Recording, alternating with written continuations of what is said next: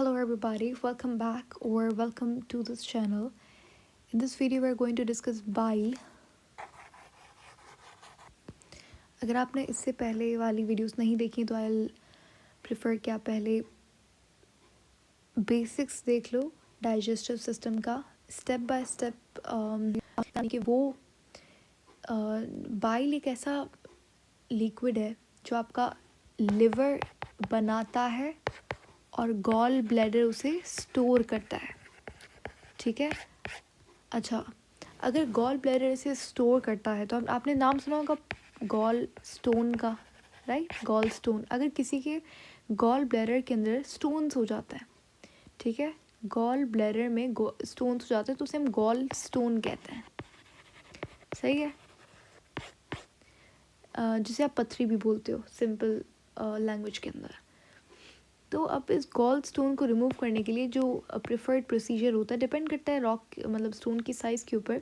लेकिन अगर तो साइज़ अच्छा खासा है तो ऑफकोर्स सर्जिकल प्रोसीजर से इसे रिमूव किया जाएगा. जिसे आप उस टेक्निक को आप उस प्रोसीजर को आप बोलते हो कोलिसिस्टेक्टोमी.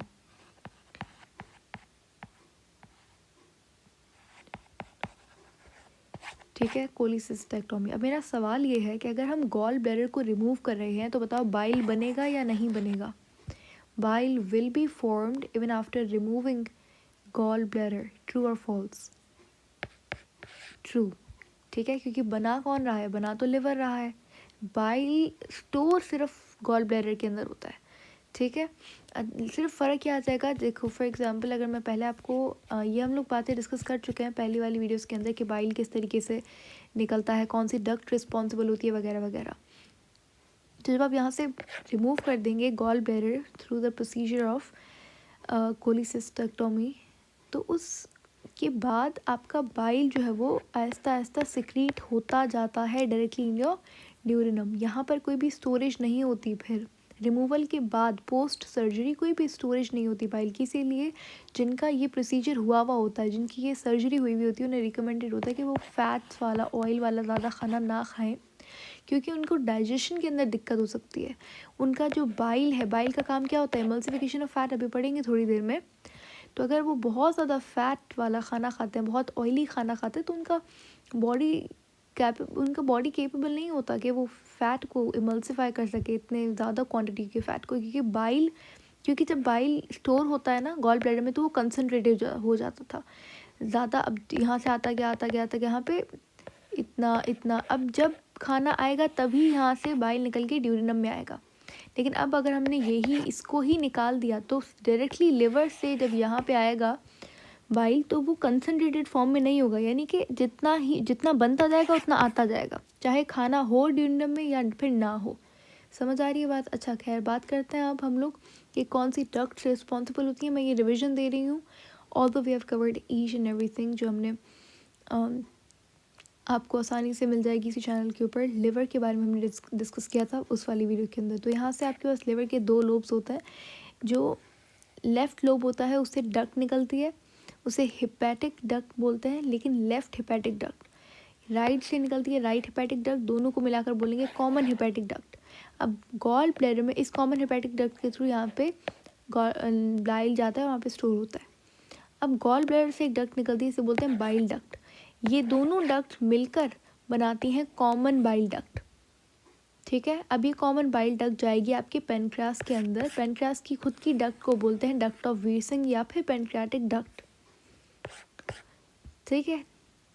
अब पेनक्रियाटिक डक्ट और कॉमन बाइल डक्ट मिलकर बनाते हैं आपका हिपैटिक पेनक्रियाटिक डक्ट. यहाँ पर एक स्फिंक्टर होता है ड्यूरिनम और पेनक्रियास के बीच में, that's called sphincter of Audi. सही है. यहाँ पे एक एम्पुला लाइक स्ट्रक्चर भी होता है. तो इस तरीके से आपका बाइल जाता है आपके ड्यूरिनम में. आज हम बात करेंगे कॉम्पोजिशन ऑफ बाइल की. तो सिंपल है बहुत. जितने भी इंपॉर्टेंट इन्फॉर्मेशन थी वो मैंने यहाँ पे लिख दी है कि बाइल जो है वो कलर के अंदर येलोइश ग्रीन इन कलर होता है. इसकी कॉम्पोजिशन में वाटर का बहुत बड़ा हाथ होता है. बाइल के अंदर 2 इंपॉर्टेंट सॉल्ट्स, इससे ज़्यादा पाए जाते हैं लेकिन 2 इंपॉर्टेंट है, आपको पता होना चाहिए, याद होने चाहिए ये सॉल्ट्स. कौन कौन से, एक सोडियम ग्लाइकोलेट, ठीक है, और दूसरा कौन सा, sodium taurocholate. Sodium glycocholate, sodium taurocholate, ये दोनों आपको पता होने चाहिए, दोनों सॉल्ट्स।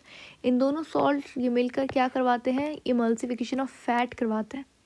बाइल का काम ही क्या होता है, इमल्सीफाई फैट को इमल्सीफाई। अच्छा, ऐसा कोई भी इसके अंदर कोई भी एंजाइम नहीं होता बाइल के अंदर, वेरी इंपॉर्टेंट, बाइल के अंदर कोई भी एंजाइम नहीं होता। It's the only digestive juice without any enzyme. तो ये बहुत इंपॉर्टेंट सवाल बन सकता है। उसके बाद बाइल के अंदर सोडियम ग्लाइकोलेट, सोडियम टोराकोलेट, ये दोनों सॉल्ट्स आपको पता होना चाहिए। और बाइल के अंदर आयंस भी पाए जाते हैं डिफरेंट, बाइल के अंदर पिगमेंट्स पाए जाते हैं। हमने ये भी पढ़ा था कि how RBC is broken down in spleen and liver. ठीक है, इसका प्रोसीजर हम लोग कर चुके हैं पहले ही। तो बाइल के अंदर ये पिगमेंट्स पाए जाते हैं। ये पिगमेंट्स कैसे आते हैं, ये पिगमेंट्स आते हैं हीमोलिसिस से, यानी कि ब्रेक डाउन ऑफ आरबीसी से आते हैं। आरबीसी टूटता है तो जो उसका हीम पार्ट होता है, उस हीमोग्लोबिन, ग्लोबिन तो प्रोटीन है, इसको हम लोग दोबारा से इससे प्रोटीन बना लेंगे। हीम पार्ट जो है उसको हम लोग तोड़ते हैं, हमारे पास दो पिगमेंट्स आते हैं, बिलिरुबिन एंड बिलिवर्डिन। ये आपके एक्सक्रीटरी प्रोडक्ट होते हैं, हम इसे बाइल के थ्रू फूड में मिक्स करते हैं और फिर फूड से ये लोग चले जाते हैं बॉडी के बाहर in the form, I mean with along with faeces. ठीक है, तो ये था आपका बाइल। इंपॉर्टेंट सवाल मैंने सारे आपको डिस्कस कर लिया आपके साथ, और इसी में से आपको क्वेश्चन आएगा आई होप।